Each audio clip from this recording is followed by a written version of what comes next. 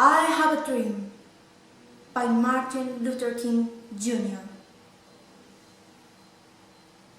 I say to you today, my friends, so even though we face the difficulties of today and tomorrow, I still have a dream. It is a dream deeply rooted in the American dream. I have a dream that one day this nation will rise up and live out the true meaning of its creed. We hold this truth to be self-evident, that all men are created equal. I have a dream that one day in the red hills of Georgia, the sons of the former slaves and the sons of the former slave owners will be able to sit down together at the table of brotherhood.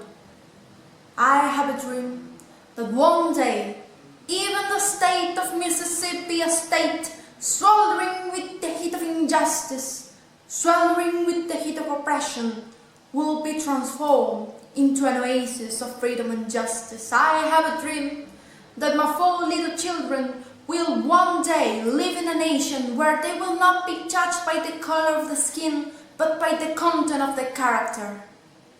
This is the faith that I go back to the South with. With this faith, we will be able to work together, to pray together, to struggle together, to go to jail together, to stand up for freedom together, knowing that we will be free one day. The 10 words that I choose to analyze are friends, American, it's, brotherhood, Mississippi, oppression, South, nation, together, day. Friends. This is a non-prominent word because it is a vocative in final position, empty of meaning. This is the case of disaccentuation because it has an absence of the accent that an item would normally have, and because of the fact that the assignment of prominence is generally restricted to words that give an exact or a specific idea of the message. In this context, the word friend has a generic and empty meaning. American.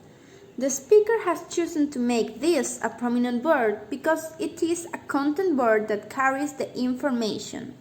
It is an adjective that modifies the following noun: dream, American dream. It is in the attributed function. And taking into account the extralinguistic factors, belongs to a culturally defined group, and it refers back to the United States of America.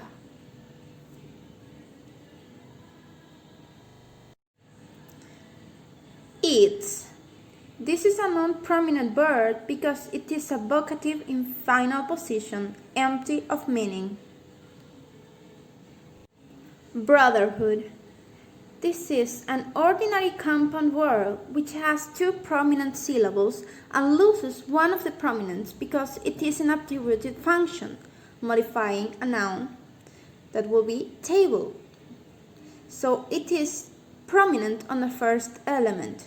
This word applies the last lexical item rule. Mississippi. This is a prominent word. It is a proper noun and a foreign word with fixed stress.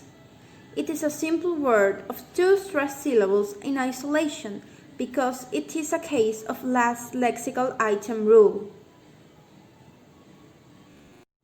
Oppression. This is a prominent word because it is an open class word and carries the information. Also, in analysis of extralinguistic categories, falls into a state of understanding as an anaphoric reference to the heat of injustice. South. This is a prominent word because it is an open class word, a noun, and carries the information. Also, in analysis of extralinguistic categories, falls into a state of understanding as an anaphoric reference to American South. Nation. The speaker has chosen to make this noun a prominent word because it is a content word that carries information. And taking into account the extralinguistic factors, these belong to a state of understanding with anaphoric reference to America, or as the text says, American. Together. The speaker has chosen to make this a prominent word because it is a content word that carries the information. It is a collocation, an adverb post-modifying the noun, freedom. Day.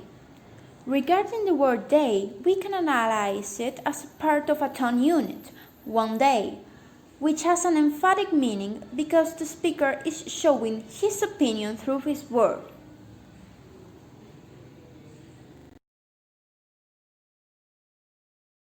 Good morning, classmates. I am very happy to speak to you now, and I hope that you all feel the same way. I would like to draw your attention for a few minutes to talk about something that I believe is important. We all know that this year was a completely mess. Things change within a second. But if I'm being honest, that's how things work. The world is constantly changing, and we have to be prepared for that change. I know it's not easy. It was not easy for me either. You see, I am not a huge fan of changes. And when I first heard that we were going to have online classes, I was devastated. I could not understand how I was going to learn anything with this new method. But then I realized that I was just being selfish and thinking only about myself. And I realized how lucky I was to have internet connection at home, to have technological devices to attend classes, how lucky I was to have a roof over my head and a place where to be warm and safe.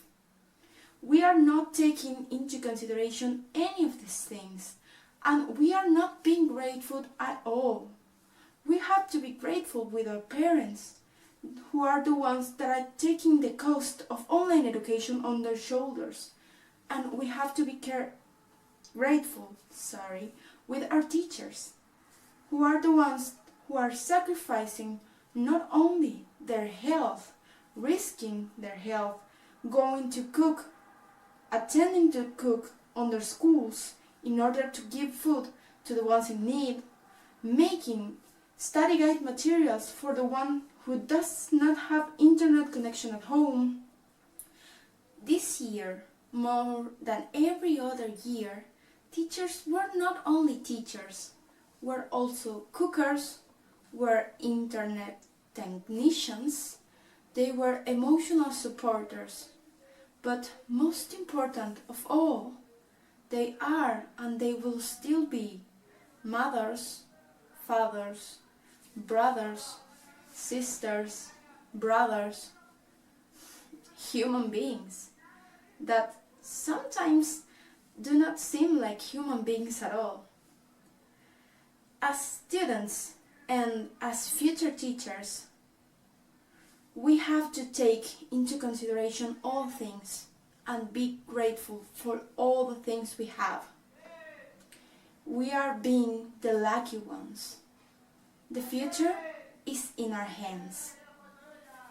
Thank you so much for your time.